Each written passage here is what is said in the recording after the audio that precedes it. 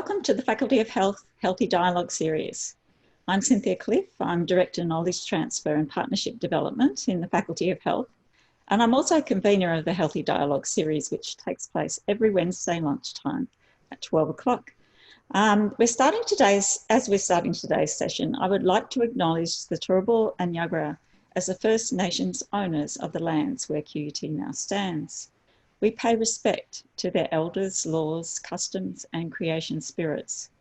We recognise that these lands have always been places of teaching, research, and learning. We acknowledge the important role that Aboriginal and Torres Strait Island people continue to play in the QUT community. For today's Healthy Dialogue, we have Dr Naomi Stekelenburg in conversation with Professors Hilary Bambrick and Adrian Barnett. They will be talking about wriggling through by subtle manoeuvres and looking at research time, research quality in a hyper-competitive research world. This is a topic dear to the hearts of many of our academic people who have joined us today. I'd just like to introduce our dialogue participants. Dr Stekelenburg is the research advocate in QUT's School of Public Health and Social Work. She's a scholarly communication specialist whose focus is on the use of social media in the academy and the mainstreaming of complex knowledge for broad audiences. She works closely with researchers in QUT's School of Public Health and Social Work to produce and disseminate research with impact.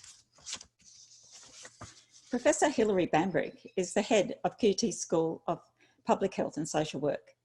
She's an environmental epidemiologist and a bioanthropologist and is regularly invited to consult for government and non-government organisations on climate change impacts, adaptation and planning to improve health, especially in Australia, Africa, Asia and the Pacific. Adrian Barnett is also a professor in QUT's School of Public Health and Social Work and president of the Statistical Society of Australia. I think that means that we can expect some pretty solid statistical base through today's Healthy Dialogue. Adrian's research focus is on meta-research, research funding, data sharing, peer review, and reducing research waste. So in a nutshell, Adrian's main research interest is on how we can increase the value of health and medical research. I have just a little bit of Zoom housekeeping for you before we start. First of all, if you have any questions, please find the Q&A button at the bottom of your screen and type in your questions there as we go. If it happens to be a complicated question and you would like to ask it in person, please pop a little note into your question and we'll promote you so that we can see you to ask the question towards the end of the presentation. The other thing that we have is some polls running, and I think you're already experimenting with one of those during the presentation. Please respond to these as they pop up. They will have a time limit on them and disappear if you're sort of too long thinking about what you might like to say in response. So without any further housekeeping, let's get started, and I'll pass over to Naomi. Thanks, Cynthia. Time is short, said writer Franz Kafka in a letter to his fiancée. My strength is limited. Just getting rid of the poll.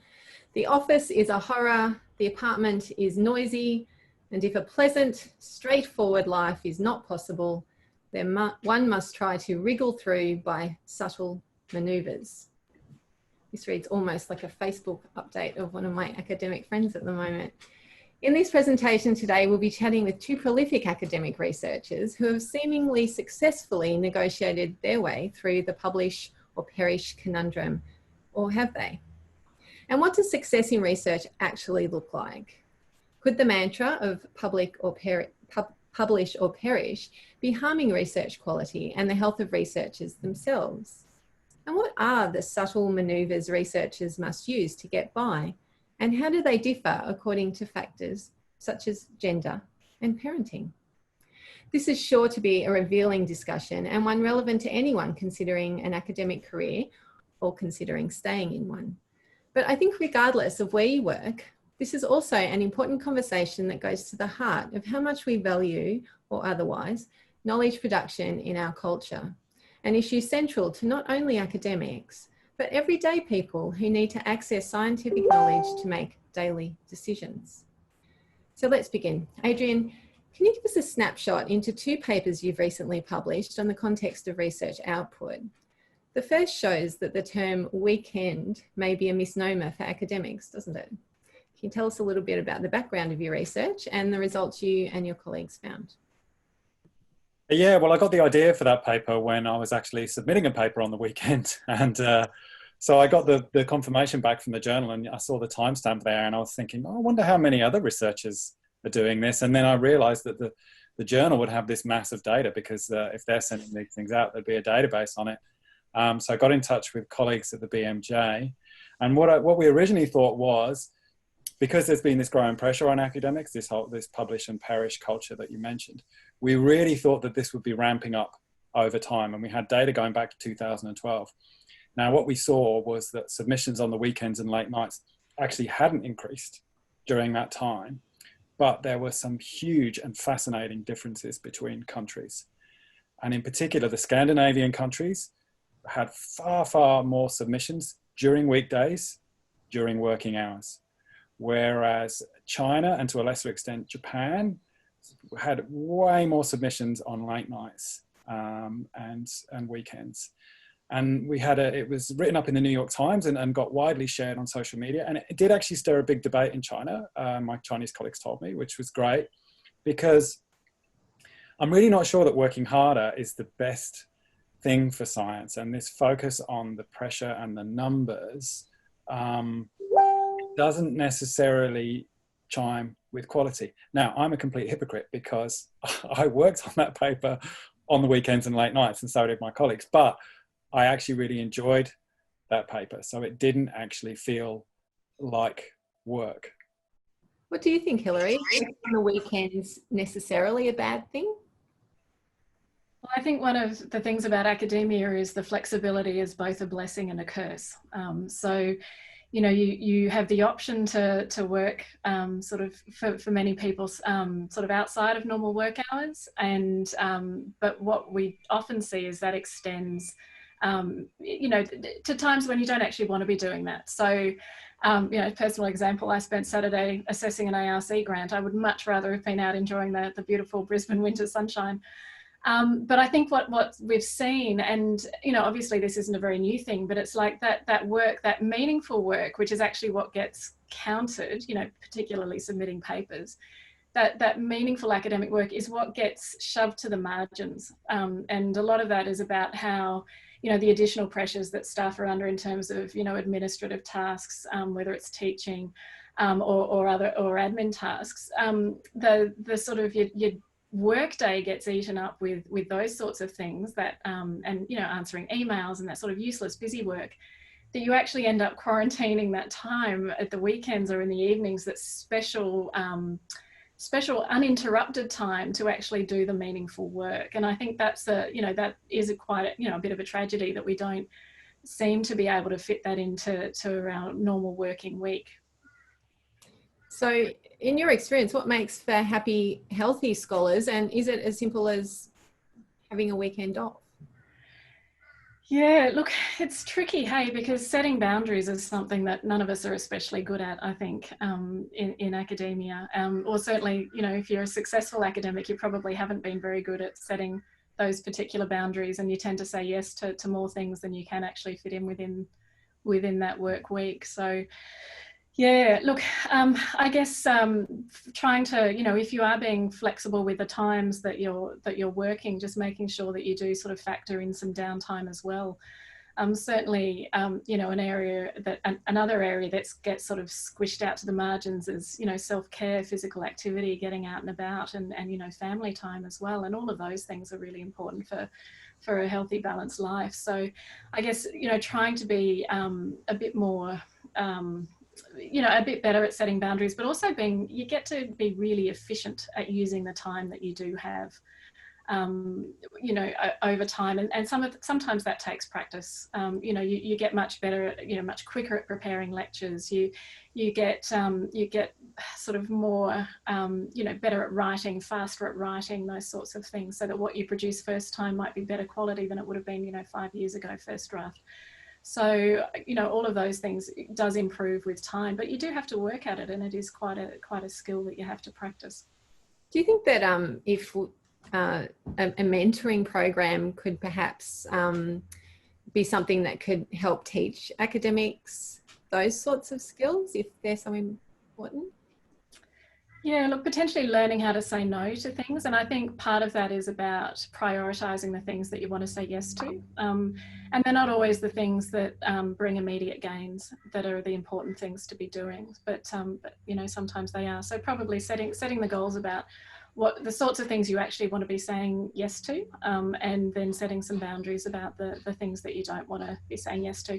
And just to, you know, we want to sort of talk about gender differences here, you know, for example, and you know, forgive me, Adrian, for this, but it tends to be male academics who are very good at saying no to service roles and you know, within institutions, and it tends to be the female academics who end up doing the busy housekeeping things that tend to take time but don't tend to get as well recognised as getting those papers out.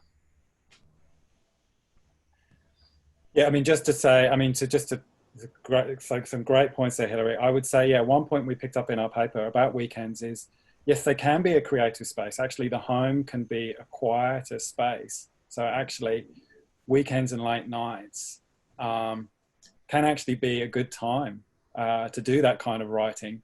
And I would say, I don't mind getting emails from colleagues on the weekend, but I really hate it when I get an admin email on the weekend, because it really feels like then that kind of work is encroaching in on the weekend, which I do use for that creative time. So one of the recommendations we made in the paper was actually that universities could try and make a weekday more like a weekend, and maybe have say a Friday where, you know, there were no admin emails and people were encouraged to, and I mean, that might be impossible, but at least encouraging a day where people are encouraged to do their creative things and to say no to stuff. And look, I agree that it is very, I find I'm actually pretty useless at saying no to stuff. I think I've got better at it, but then as a statistician, people often come to you in desperate situations, and yeah, it is kind of hard often to say no. So yeah, we could all do with some learning in that. Or maybe people need to be taught not to ask sometimes as well. It's not just a case of us saying no. Do you think it differs for people according to where they are in their sort of career trajectory? So it might be a bit harder to say no when you're an early career researcher. Yeah, look, absolutely. And just to pick up on that, I think you probably don't want to say no very often when you're an early career researcher, and that's for good reasons as well. I mean, certainly lots of opportunities, you know, it's good to take the opportunities that are given to you, or that, you know, that you seek out as an early career academic. And you know, that's how you build your CV, that's how you get your experience, that's how you know, including in leadership as well. So taking on those roles when they're available to you is actually really important, but it's also, you know, being able to balance that with you know, being able to walk outside in the sunshine on a weekend when you don't want to be doing sort of other work.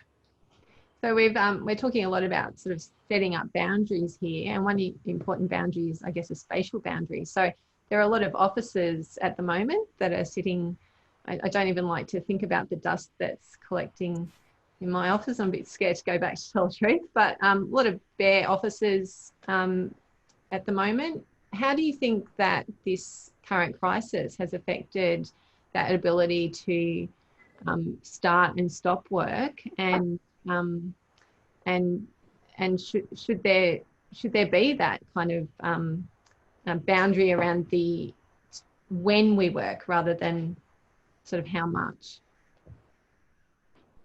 Yeah, well, I've always enjoyed working from home, but I think, yeah, this current crisis is really, now everybody's had to work from home, and everybody can see they've had to work from home. So, you know, my laptop is rarely out of my sight, and it's there like a constant presence, and it's very easy to just, if you've got a quick spare half an hour, to quickly knock something off when you're at home. So yeah, for me, the boundaries have been blurred, but it really has blurred them further. And mean, again, I suppose that's okay for me when you're really enjoying something. I find it's okay, but yeah, that maybe need to get better at that self-care, and maybe even just physically putting the laptop away at times. Something simple like that might help.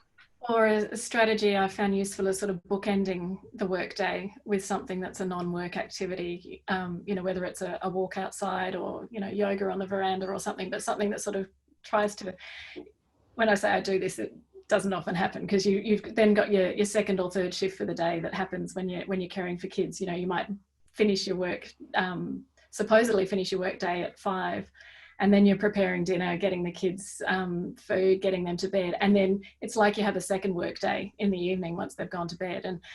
And you know, I'm with Adrian, sometimes that's an absolute pleasure, that time. And at other times it's just trying to catch up on things. I mean, for me, that I might have catching up on emails that I didn't get a chance to get to during the day because I was in Zoom meetings all day, you know, those kinds of things. And that's when it's less of a pleasure. So if it's the creative space, much more enjoyable than the I don't want to call it useless busy work, but that is how it feels a lot of the time. I used to have a laptop that would overheat after about an hour's work and would shut itself down. That actually worked very well for me for a short time until I eventually replaced it. But yeah, that's kind of forced me to take a break. It's like, get up, go for a walk, Adrian. Okay, so your paper, Adrian, looked specific and made a very specific recommendation around the treatment of review. So can you tell us a little bit about that and what your recommendation was? Because I think we've kind of mentioned self-care and that kind of thing, but maybe there are specific steps that as an institution we can take to kind of help put in place a couple more boundaries. Yeah, so again, that was a very interesting result from that paper, because not only did the journal give us all the times when people were submitting papers, but we also got the times when people were submitting their reviews. And you notice this very clear difference that reviews were far more often done at late nights and on the weekends. So, you know, whereas submissions were more often done during the day. So the implication seems to be that a lot of universities and research places support you doing your research during the week, but they don't want you doing peer reviews during the week. And that's not great for research, because peer reviews should be equally as important as papers. And we've seen, you know, these last few weeks, there's been some scandals where peer review hasn't lived up to what it should, and these papers have done real harm. So peer review is a bit of a thankless task, but I think institutions really should be encouraging that, although, you know, they don't contribute to any of our league tables, but they contribute to the scholarly exercise massively. And yeah, I think they should be elevated. Why do you think it's not simply standard practice to recognise the work of the review, Hilary? Well, you don't get your name on anything. You know, you're often anonymous. So without that, you know, there is a sort of obsession with counting things, you know, counting papers, counting journals, counting money. And peer reviews yet haven't been counted. Now, there is Publons, and I do recommend that people get an account on there, you know, and that's a very easy thing, and you can, so that tracks the number of peer reviews you've done, and that's very easy to take part in. But really, apart from that, yeah, they don't get much recognition. And, you know, I have heard from editors of some very top scientists who simply refuse to do peer review because they just see that as hindering their own career. You know, that sort of selfishness is really a problem. We'll actually put the link to Publons in our YouTube comments, so you can go in there and have a look at those. So I was just going to follow on from that, Adrian. I mean, you're right. You know, universities do have an obsession with counting things, but it's not always measuring what's important. And having said that, I do conduct performance and planning reviews for people, and some people put in, you know, precisely how many reviews for particular journals that they've done, and other people, you know, put in, you know, lists of these are the journals I've reviewed for. And I have to say that as a manager, I'd be very suspicious of somebody who hasn't done any peer reviews, or, you know, hasn't included that as part of their role. And, you know, while it doesn't count in terms of, you know, like a research benchmark, you need to, you know, do this many reviews for this many type of journals in a year. What it does demonstrate is that you're a good academic citizen. And I think that that's, you know, it's an essential part of being being collegial. You know, being collegial isn't just in your own little workspace, it's actually in the entire academic community. And you know, if we're submitting papers, we're hoping somebody will review them. So it is that kind of, you know, gift economy, that give and take. And you know, it'd be good to know that everybody's doing their bit as well. Having said that, I have to say, and will confess, that, you know, when COVID happened and the lockdown happened and everything got a little bit busier, the first thing I did was started saying no more to reviews, because that was the first thing to give for me, was that this isn't what I have to be doing right now. I've got limited time, and the first thing that I'm going to give away at the moment is reviews. So my threshold for what I'd review just became higher. What do you reckon, Adrian? Do you reckon that's a bit of a trend? Do you think that there are a lot of academics like Hilary for whom you know, reviewing was the first thing to go? Yeah, look, I think that's reasonable, isn't it? Because reviews take a decent amount of time to do one properly. So, and I think during COVID and well, pre-COVID as well, you know, the number of papers is just going up and up and up. Whereas, you know, the number of academics is staying relatively stable. So it is kind of a non-sustainable system, really. And I think, you know, journals could look at this as well. There's a very simple thing where they could share reviews. If it went to one journal and they rejected it, that information could be shared somewhere. You know, that would potentially save an awful lot of effort. I'm really curious about this emphasis on quantity over quality. Is there anything historically that has led to that emphasis, or is it just, as you were saying before, just our kind of passion for numbers and measuring and that kind of thing? Yeah, look, there's some very interesting work on this kind of drive for excellence in research, although I would happily give anybody $50 if they can give me a good definition of what excellence in research is. I have yet to hear one. It's an incredibly difficult thing to pin down what actually excellent research is. So because we can't define it, we end up using these terrible proxies.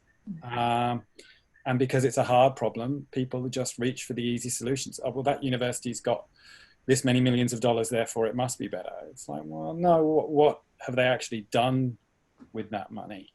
So I think it's come about, part of it has come about from actually, ironically, how busy we are. The busier we are with all this stuff, actually the less time we have to reflect on, is this a good thing? Because you're just in the arms race now. You know, there's a couple of universities in the US that have dropped out of this whole league table thing. But they can really suffer from that, because then they don't get high up, you know, on the foreign students list. But they've chosen to do that because they really see this as a really big problem that's moving away from their core values. Yeah, interesting. What do you think, Hilary? Is there anything that we can do to better define this vexed question of what is research excellence? Yeah, look, that is a very good question, and I agree with Adrian that there isn't really a good definition of it, but I'm going to answer that with just recommending a book called The Slow Professor, Challenging the Culture of Speed in the Academy. And it's about trying to reclaim what academia is actually about, sitting back and thinking about things. You know, that is how we do solve the problems of the world. And you know, it's that whole notion that you can only, well, just thinking about research grants, for example, you know, to be successful in getting competitive funding, you basically need to have demonstrated that you've already solved the problem, that you've already done the work, or you're at least well on the way. Whereas, you know, a lot of the, you know, big things that have happened over time have been things that people have just been, you know, beavering away for some time, you know, and then suddenly, well, or slowly, or suddenly something happens, but it's not necessarily because they've already demonstrated that they've been able to do the work that they get supported. They're actually just able to continue to do the work. So I think recognizing the value in having that time to think. I'm sure we'd all love more time to sit back and think. Just to give you an example, I've got this really comfortable chair in my office that the idea is that's where I sit and read journal articles. And barely get my bum on it, basically. It sits there empty most of the time. And just exactly on that point, Hilary, I mean, Higgs, the person who invented the Higgs boson, you know, he came out a couple of years ago and said, I would not be funded in the current system. Yeah. Because he spent a good 3 or 4 years just thinking, not publishing. Mm-hmm. But, you know, made a discovery that helps us understand the universe. Yeah, pretty interesting, isn't it? What about your paper looking at the gender differences? Well, a question of gender and caring for children, Adrian. What the findings that from that paper are quite complex, aren't they? Can you speak a little to those, to what you found? Yeah, well, that came about. So we've done some research into research funding, and you know, when you put in your application, you have this thing called relative to opportunity. So that's where you're allowed to write about, you know, things like caring for children, maybe illnesses, and looking again, and without being too critical of the ARC and NHMRC, the criteria didn't seem to add up to me, and it just seemed to be, well, have you really looked at this? Have you really had a good scientific look at this? And can you really quantify what that impact is? So we did do, with my colleague Lauren Healy, we looked at around 200 female Australian researchers, and we just simply asked them when they began caring for children. So we had their entire sort of career year by year. And we did notice an impact on their publication numbers and citations. But then what we decided was, well, let's see if there's a variation in this. So we just tried to look at individual women, and actually it was an astounding result because the variation in the impact in careers was enormous. Some women actually did a hell of a lot better after they'd had a baby, and some women did a hell of a lot worse. And actually a sort of average impact almost didn't exist. And really interesting comments from some of the women, like they said, okay, well, once I had a child, I kind of like the thing we were talking about earlier, I just decided I'm only going to focus on the things I'm really passionate about and not do all this other stuff. And for some, that seemed to have actually helped them. Interesting. We've seen during this this crisis, some reports come out that say that the burden of caring has gone to women, and that women researchers aren't having as much time to concentrate on their research whilst they're working at home and homeschooling and so forth. I'm just wondering, are all of these effects of caring for children, or is there something bigger at play here in terms of the gender differences? Hilary? Yeah, look, I think what the lockdown has done, and, you know, closing of schools for some period of time, is really exacerbate the differences that already exist in households in terms of the way that sort of domestic load is distributed. So I understand, I think in that Chief Scientist paper, Adrian, I think it mentioned that women were doing 70% of the sort of care for children at home, the homeschooling, and men were doing around 30%. And look, that really impacts on your capacity to, you know, get your publications in. In fact, Adrian, an interesting follow-up article might be, you know, or study to look at, you know, post-COVID or during lockdown, whether those out-of-hours submissions, you know, differed, you know, increased for women during this time. So yeah, look, I think it sort of strips away the veneer of gender equality when you've got something like this happen, and I suspect that's what we're seeing. Any anecdotes about caring, particularly for younger children, whilst trying to get research out? Well, I've got 2 kids, and I was very pregnant with my first baby, and I had this paper that I'd just about finished drafting and was just about ready to submit. And my waters broke 2 weeks earlier than I was expecting, so didn't go according to plan. And my first thought was, it can't come now. I haven't finished that paper. And he turns 15 this week, and I still haven't finished that paper. So putting that out there. So yeah, there is interruptions that do happen with obviously with caring for children. And I think the other thing that I've really noticed is that having had kids, is I use my time much more efficiently, my work time much more efficiently. And I think after, you know, the first 12 months of being a parent, just thinking, oh my God, where are the 3 books I could have written before I had a baby? You know, I would have had all this time stretching in front of me, rather than, you know, fitting it in around the margins, which is what you do end up tending to do if you're trying to have a career, a full-time academic career, and, you know, be a parent. And I guess, you know, I feel like I've sort of come to the conclusion that as long as I'm neglecting everything in equal measure, I'm doing okay. You found quite similar results in your paper too, didn't you, Adrian, that a lot of women reported that they're more time efficient after having had babies. And in fact, I think you gave figures on the amount of time, average time they work during the week with the same output.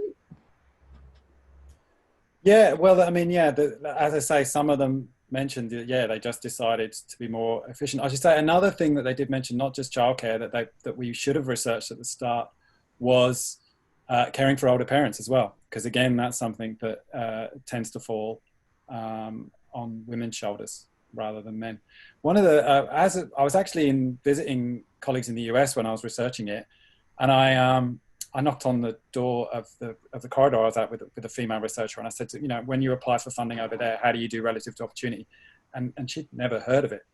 And, you know, this is on the Stanford campus, and there's a hospital there. And she said, when I was pregnant here, 8 months pregnant, sitting at my desk, and I walked to the hospital on campus to have the baby. And then 1 week later, I was doing research again. So we think we're under pressure here, but I have to say the American system is even crazier than us. If you drop out of the system there, even for a short time, you just get swept away. And you looked at the effect of stress on applying for research funding, didn't you, Adrian? What were some of the findings you found there? We did, yeah. Again, so again, that was very interesting. I mean, that came about from chatting with the NHMRC and them seeming to say, we know what the research community thinks. Well, we decided, well, let's do a survey and see what the actual research community think. And, you know, the results were really shocking. Some of the most saddest things I've ever seen. I mean, people saying things like, my family hates my career. I mean, what a shocking thing to say. Because I really love my career. But, you know, especially with the NHMRC grants, the deadline is in January, February. So often Christmas time is the time when you're doing all the work. So yeah, all these people reporting that they've given up holidays, they've lost friends, they've had arguments with family because of this pressure to get funding. And then, I mean, one story that was particularly bad was where both the husband and the wife with a young family were both going for NHMRC grants. And you could just imagine like how stressful that is. And yeah, and just last week, you know, a report came out, and good for the NHMRC, they've finally done a survey on this. And yeah, and one of the key pressure points that researchers have reported is this pressure to win funding and how huge that is. Yeah, so I mean, you know, you don't get a paper in, so what, you move on to the next journal. But yeah, if you don't get funding, you have to wait a whole year, and it can be a really soul-destroying experience. Yeah. So one of the options there, Adrian, might be to have those, you know, rolling deadlines, just thinking about that January, February period, because that certainly has, you know, eaten away on a number of holidays. But just thinking, because if you're a mixed portfolio academic, that period is the time that you've actually got to you know, focus on writing a grant as well, which also isn't ideal, because that means you don't get any kind of downtime during the year as well. So I'm wondering whether a rolling deadline might be one of the sort of an easy win to manage that. Yeah, well, they tried them in the US, and they found that they had fewer applications and higher quality applications. What a surprise. You know, if you don't, the deadline actually creates, the deadline actually, you know, and universities have these machines that ramp up to the deadline, and it actually makes it a target. And so you have these huge number of applications, a lot of which are not ready. So yeah, and I know the ARC for one of their schemes moved to multiple deadlines. And I think, again, that's been positive. The numbers have gone down and the quality has gone up. So we have chatted with them about this. The big problem is it does create a much bigger administrative burden for them. But personally, I'm very happy to spend our dollars on a bit more administration and free up the scientist time and put in better applications. Sounds like a plan. So we've got a prediction of something like 21,000 jobs in the academic sector about to get. How is all of this going to play out? Any predictions in terms of what we've talked about and in terms of how that's going to look like post these quite large job cuts? Yeah, I mean, if we're talking about gender issues, then, women are more likely to be hit harder by those simply because they tend to be in casual and fixed term roles. So, I expect those 21,000 jobs won't be evenly distributed amongst men and women for a start. We don't know at this stage. I know that's a projection of how many jobs, but obviously we don't know how this is going to play out or for how long it's going to go for at this stage. Adrian, any predictions? Yeah, look, I mean, I already, I chat with a lot of young career people, and already a key issue for everybody is this uncertainty, these short contracts, this uncertainty. And we have, in the last 2 years, lost 2 good scientists who've gone to work for industry because both of them just couldn't face this uncertainty. So I think it's just going to magnify that. And another thing I'm worried about for those of us who are lucky and still have a job, that if the expectations of output and that remain the same, if the universities want to maintain their positions in these league tables, but we have fewer staff to work with, that's just not sustainable either. So yeah, I'm worried that there will just be more pressure on those of us who are lucky enough to keep their job. Thanks to you both. We might chuck to some questions now. And Christina has a question. I wonder if, Jamie, we can make Christina go live so she can ask the question. It's quite a long one, and I think an important one. So are we able to put Christina on the screen? Hi, Christina. Hi, can you hear me? Yes, we can hear you. Okay, great. Yes, I really enjoyed the conversation, and I'd like to sort of thank both Hilary and Adrian for being so candid with their sort of conversation. And as both of you have discussed, I think many of the pressures on our time within academia really stem from the institutions that we work within, and we really need to be sort of challenging the direction that our sector is going in. So I'm wondering what strategies you both suggest for us within the system to really change the system in substantial sort of ways, rather than just sort of focusing on individual level strategies that might help us to cope in the interim. Well, Adrian's been trying to change the system for some time, and isn't always met with kindness, I have to say. No, look, thanks, Christina. That's a great question. It really feels to me like I find so many of the Australian universities just to be the same. It really feels to me like there's the room for one university to really strike out and say, no, we're going to be different. Yeah. We are really going to focus on quality. We're not going to focus on quantity. Here are the things we're going to do. Here are the way we're going to reward staff. We're going to reward staff for good scientific practice, not whether the paper gets in the New England Journal or Lancet, which is actually a chance event. By rewarding these chance events, you create a very pernicious set of incentives for people to then focus on these chance events, not actually the good science. But that is a huge fundamental change to this current rat race. So even steering the ship slightly that way. Look, I've been encouraged by some of the things that have been said at QUT by Margaret and people like John Byron as well. But yeah, personally, I feel as if we could move a lot more, and that would give a much better return for the Australian public, as well as making our lives more enjoyable. I think, Christina, too, I mean, there are multiple levels at which we can try to make a difference. And, some of it is individual level, changing individual level practices and efficiencies, things like that. Others are, and, big system changes that Adrian's talking about, but there's quite a bit we can do in between as well. So, for example, even at school level, we could have a policy of, no emails before 11 a.m. or something like that. Don't email your colleagues, or everybody turn their email off until 11 a.m. each morning, and that's your productive work time. Things like that. Like, we could come up with some strategies that would, try to serve to stop that kind of creep, the admin creep, the everything creep into that just basically fills out your whole day. To be able to quarantine a little bit of time for some quality focused work might be one option that we could look at, certainly at school level. It wouldn't probably be a bit harder to put across the entire university, but we can start something and see where we go from there. Thank you. We do tend to be trailblazers, so let's do it. Adam has asked do you have any advice for your younger selves? If you were 20 years younger, what would you tell yourself are the important things for becoming a successful and efficient academic? Hilary, you go first, because it's a longer time ago for me, so I need more time to think.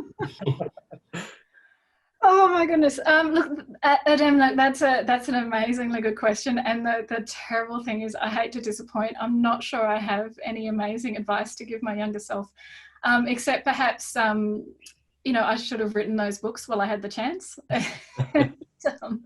Certainly, you know, I think one thing I did, which, you know, came down to fantastic organisation, was I got my PhD out of the way before I had kids. And I know that's not an option for many people, but for me, that was something that, you know, I wanted to do, and I managed to do that. So, you know, if you want to plan to that degree, that can certainly help, because I think once you do have, you know, if you are caring for children or for older parents, as Adrian said, you know, that really does make it harder to have that particular focus time.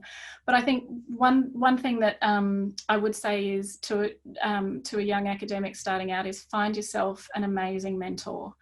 You know, somebody who's working preferably in your field, because one of the things that can really help you along the way is that, you know, you'll find a mentor that's a very busy but very well-known person, and they'll get asked to do all of these things that they don't actually have the time to do, and then they'll ask you to do that instead. And that's a fantastic way for you to get exposure and experience in things that you may not otherwise get.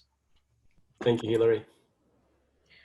Yeah, so I'd just say some things I regret was, you know, when I worked at the place down the road, UQ, and I wasn't enjoying it, and I didn't like the way they were doing science, but I stayed on because I mean, I had some great colleagues there, but overall it wasn't a great atmosphere. But you get used to it, and it becomes a new normal. And then when I came to QUT, you know, I just felt so much happier because this was the way I wanted to do science. So I actually wished I'd left there sooner. So yeah, find a group you like to work with and stick with them. And then the other thing, I think you need to be harsh on yourself personally, because you can have a project and you can see early doors that it's not going well, or it's going to need a lot of time. So I think there's a real trick to abandoning stuff early, even if it's stuff you thought you were going to love, because they can be a real time suck.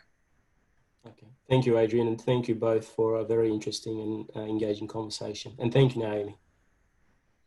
Thanks, Adam. So Kerry has asked, so many of her undergraduate students don't see research as a career and don't even understand what it is. So what can we do to change this perception? And I would add even at high school level, because a lot of careers, people aren't suggesting research as a career possibility at the high school level either.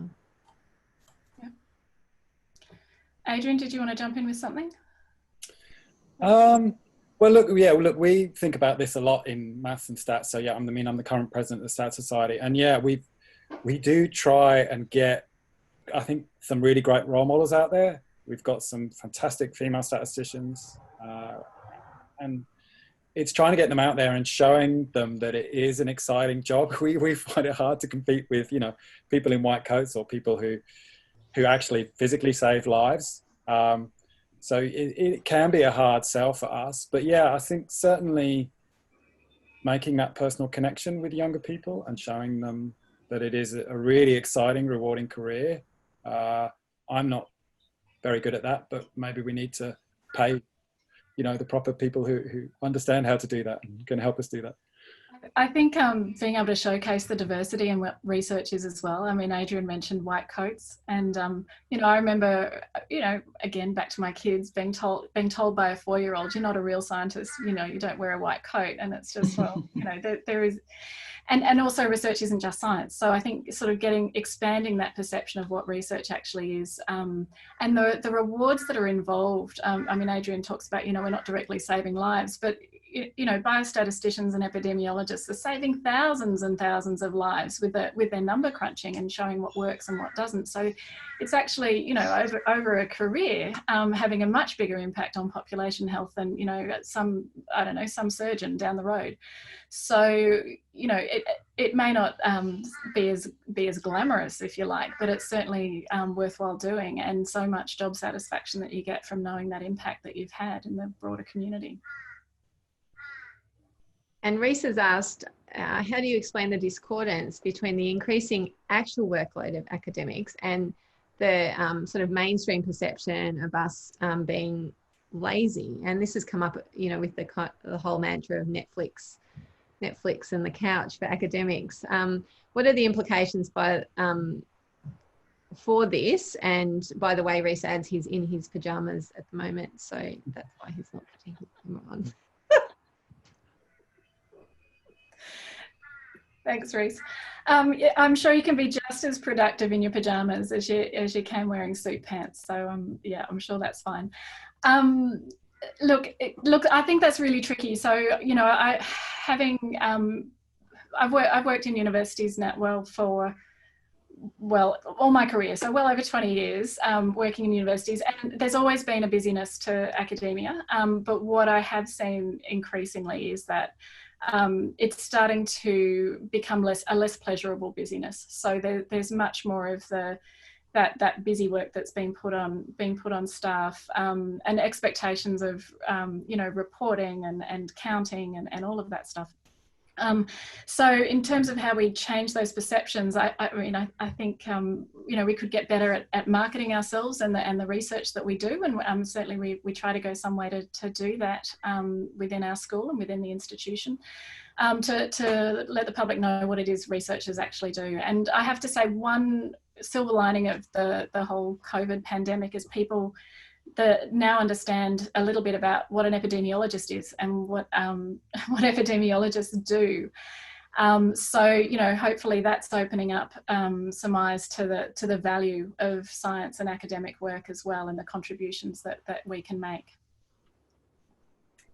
Yeah, look, just to echo that, yeah, no, I think we don't necessarily do a great job of showing off the stuff we do. I mean, last year we finished a trial of cleaning hospitals that came out pre-COVID. But yeah, I mean, one of the best studies I've ever been involved in, from start to finish, perfectly done, you know, published in a good journal. We shared all our materials, we engaged with all the hospitals, we did all the right things.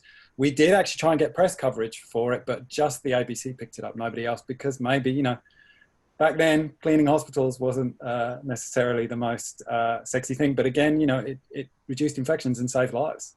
So we've got to get the public on board with that. Not all research is, you know, new heart valves and people who couldn't walk, who can walk again. And I mean, look, I love seeing that stuff. That stuff is amazing. But there's a lot of ordinary, everyday stuff that makes an immediate difference to people's lives that, yeah, I'd be interested in reading about. Elizabeth Williams has a comment. So, Jamie, can you please make Elizabeth appear? Hi, Elizabeth. Oh, hi. I was just reflecting on one of the approaches we've taken to try and at least mitigate a small amount of some of that busyness and get some time back to focus on core business that's sometimes getting pushed aside. And that was embracing the idea of a quarterly meeting-free week. And in fact, we picked the weeks that were aligned with an international approach, because that means that we're also not getting emails from our international colleagues in the same weeks, because otherwise you can still be getting outside work even if you're controlling your internal environment. And so the goal here is to provide space that lets people think and reflect and analyse and do the deep work that you need to have significant chunks of time set apart. It doesn't mean you can't have any meetings. You can have a specialty meeting or an important meeting. It's just to say, well, these regular meetings that we're having every week or every fortnight or even every month, do we need to have every single one of those? And so taking that reflection to make sure we're not just doing busyness work, and that we couldn't do some things a different way, and let us get at the important things that we want to do, like writing a paper or rewriting a course. So it could also be in the teaching space quite directly, as well as research. And so we have them, and in fact, there's it was published about it in the genomic space in Nature, so it's got international traction. And QUT was because we put up QUT, we were the first Australian institute to take that up, and it's a global document running as a Google Docs thing, so everyone it's got visibility and traction internationally. Oh, that's really interesting, Elizabeth. Would you be able to send a link, that document to Cynthia, so that we can share it with everyone? Yeah, I'll pop it there in that that conversation line. Adrian could run an evaluation of it for us if we implement it. Yeah, I'd love to. I was just thinking productivity before and after. Yeah, Yeah, well, maybe. So I think it's BlackBerry in the US. They have a holiday, and every staff member is forced to take it. So you're forced to take your holidays at the same time, which I thought at first thought seemed a bit rough. But then if you think about it, if everybody in the institution is on holiday, you're not falling behind, you're not missing out on all this stuff. So actually, I think that's a great idea. So why don't we at QUT have, doesn't have to be a holiday, why don't we have a thinking week? 1 week of the year where we try and turn off all admin, all non-creative thinking stuff, and see if we can get that going and sort of celebrate setting aside time for thinking. Adrian, I think the university might argue that that already happens between Christmas and New Year. Yeah, well, it does, doesn't it? I know. But let's have, look, just again, like, Christmas and July thinking break. Yeah, well, as we said at the start, like that already happens on weekends, but let's move those weekends to the week. So let's move that Christmas period, which is a good period for thinking. Let's try and find Christmas in July. Lots of good suggestions there. I think we should try to document them or somehow get a list of them so that we can sequentially work through them and make some change. Thank you to Hilary and Adrian for this really fascinating conversation about the way we work. I might throw to you, Cynthia. I don't think we've got any other questions. So I'm really going to rush away and see if I can find the slow professor. I love the suggestion for the rolling deadline and improvements to quality of work and quality of life that might come from that.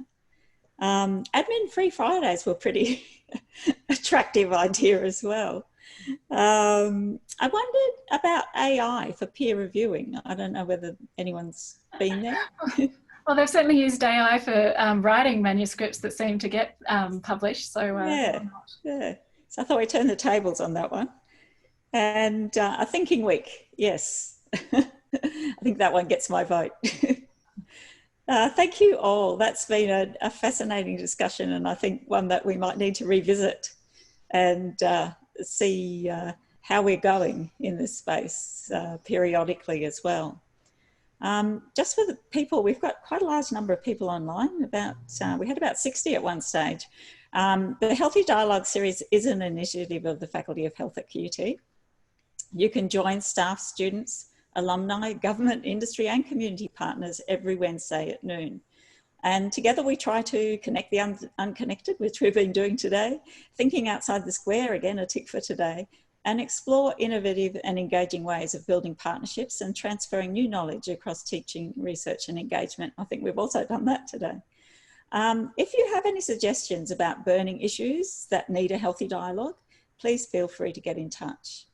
And I'd like to thank you all for joining us today. We do have some poll results, and I did neglect to write down what they were. Did anyone? Oh, the one that did attract my attention was that of the people who were online, 56% worked last weekend. So that's a pretty telling statistic. Yeah. So thank you all for joining us, and we'll look forward to seeing you all again next Wednesday for another Healthy Dialogue. Thank you. Bye. Yeah. Bye. Thanks.